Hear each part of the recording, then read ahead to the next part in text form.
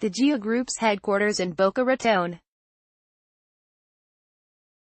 E-Flat Mahor, 7th, Wikimedia Commons America largely phased out the use of privately run, for-profit jails and prison facilities in the early 20th century after the public realized the practice of making a profit from caging people was a particularly heinous piece of the capitalist economy. But amid a government privatization push under Ronald Reagan, the idea came back.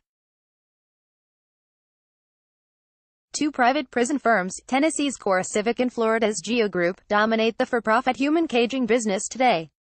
Now a new report from the nonprofit Sentencing Project lays out just how quickly private, for-profit firms have come to control the U.S.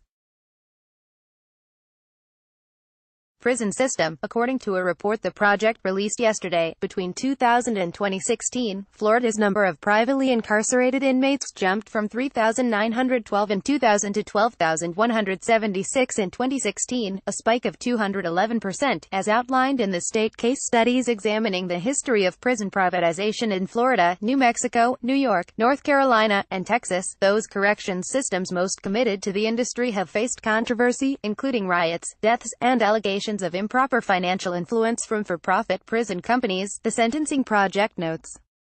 In terms of percentage increase, Arizona technically led all states, jumping 479.4%, from 1,430 to 8,285 inmates. In terms of total population, Texas topped the list with more than 13,000 private inmates, but its population declined by 2.1% from 2000 to 2016.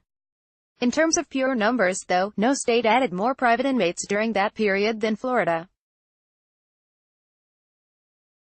The state does operate America's third-largest state prison system, after all, which includes 8 privately run prisons. GEO Group, based in Boca Raton and formerly known as Walk-in Hut, runs 5 of the compounds. The report notes that, though the private prison industry claims it can carry out jailing services at cheaper, more efficient rates than publicly funded prisons, data hasn't backed up those claims. The Sentencing Project called state-level cost savings elusive, and noted that even in cases where private companies are able to offer cheaper incarceration services, the companies do so by chopping labor costs by maintaining lower levels of staff benefits and salary than publicly run facilities, which risks compromising safety and security within prisons. In a Florida-specific case study, the Sentencing Project noted that the Sunshine State became the second in the nation after Texas to begin using private incarceration facilities. State officials at the time said the private companies had promised to improve rehabilitation services and recidivism rates statewide. But those benefits never materialized. State officials stated that free market incentives would significantly fix the inefficiencies in the adult correctional system, the report reads.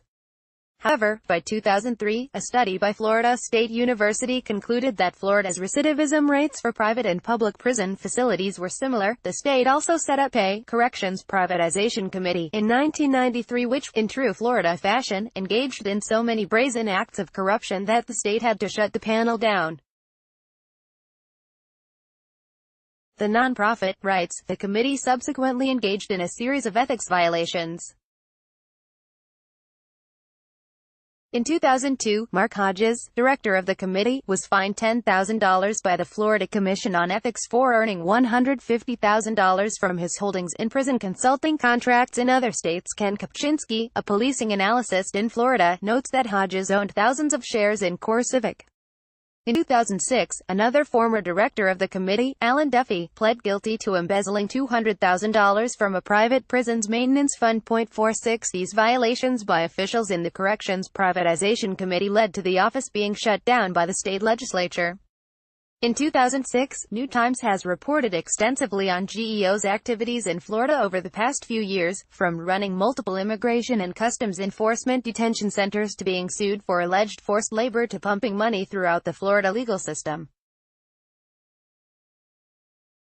Earlier this summer, the political donation tracking news outlet MapLight uncovered that GEO had funneled money into Rick Scott's 2018 Senate campaign, despite the fact that federal contractors are banned from making political donations.